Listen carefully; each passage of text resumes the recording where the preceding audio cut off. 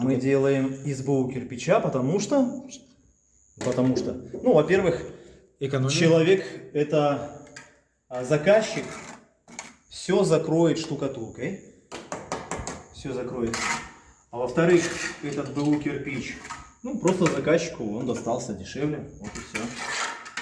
Он, кстати, в хорошем состоянии этот БУ кирпич, прослужит еще и переживет этого заказчика. Так. О чем хотели я заснять, рассказать. Такие видосы, может быть, кому-то помогут, кто проектирует. Вот у нас заказчик сделал так. Там с той стороны камин, вот она труба идет основная. Как обратили внимание, труба идет в стене или вместо стены. Вот пристройка. Это тоже труба вторая для котла, потому что клиент, он сделает теплый пол. То есть камин для удовольствия и для какого-то тоже микроклимата своего и душевного, и теплого. И в то же время для удовольствия. А вот эта штука, она в основном для тепла. Здесь мы соединяем выход из котла, соединяем с трубой камина. Внизу, как вы видите, уже сделана поворотная задвижка. Мы ее поставили на ребро, для того, чтобы глина вся туда ссыпалась. Вот.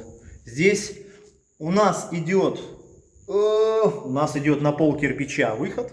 Сколько здесь? Метра 2, наверное, да? От котла будет выход. Но переход этот, все думаю сейчас. Возможно, на 4 кирпича подниму. Ну, то есть на кирпич будет. Выход из котла будет в основную трубу. Может быть на кирпич. Может быть на 3 кирпича. Я сейчас все обмозгую. Также скосы. Маленькие скосы, но мы сделали. Конечно, здесь будет накапливаться. Ну, сколько будет накапливаться? Ну, может накопиться с течением времени сантиметров 5. И, допустим, если 5 сантиметров накопится, то у нас все равно на кирпич останется, то есть зола накопится, на кирпич останется выход. А если я сделаю на 4, на целый кирпич? Я много сказал, не на кирпич, на пол кирпича выход останется. Угу.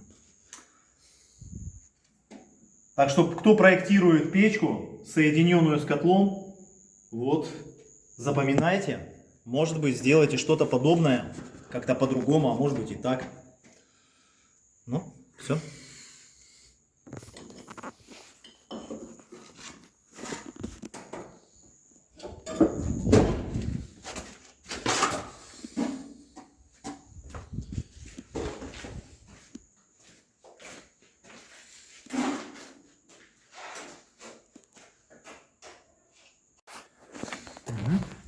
Так, ну что, продолжаем мы поднимать две эти трубы одновременно. Одна от камина, другая от, как его там называют, от котла. Что мы здесь сделали? Очень интересно. Может быть, кто-то не обратит на это внимание, но лучше учитывайте. Все-таки мы подняли на 4 кирпича, а здесь уже будет на 5 кирпичей. Ой, на 5 кирпичей говорю. На кирпич. На кирпич и четверть. Выход. И мы здесь сделали гладкий, конусный, если там заметно, выход. Он такой пологий. Не упирается резко в потолок, а он загибается. Для чего это? Ну, на самом деле, для газов это все равно. Они найдут выход, и без вот этих вот всех заморочек, загибов придумывать ничего не надо. Но зачем мы все-таки сделали полого? Для того, чтобы, когда заказчик после протопки пройдет сезон, год, и он захочет вот этот канальчик маленький на пол кирпича прочистить самостоятельно. И когда он засунет туда эту прочисточку вдруг, ни пылесоса у него не будет, а простая прочисточка. Там, ёршик на конце. И если потолок будет ровный, вот такой вот, то тогда он просто будет упираться. Он будет вертеть, крутить его, и будет сложно ему выйти сюда, наружу, чтобы прочистить тут сам вот этот ход. Мы сделали пологий, чтобы, когда он засунет этот ёршик, он так, опа! и на изгиб, наискос. То есть он выйдет сюда своим ёршиком, в этот выход легче.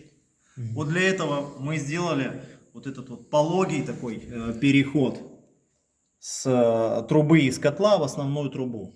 А не для того, чтобы там газы лучше выходили. Ну, может быть, где-то и лучше в 1% из 100. Ну, а так, чтобы удобно было прочищать. Перекрываем ход. Таким вот образом делаем увязку. Кирпич выпиливается в виде пистолета и ложится. Сегодня 7-й день работы. Мы соединили две трубы. Или, точнее сказать, подвели трубу от котла к основной трубе камина.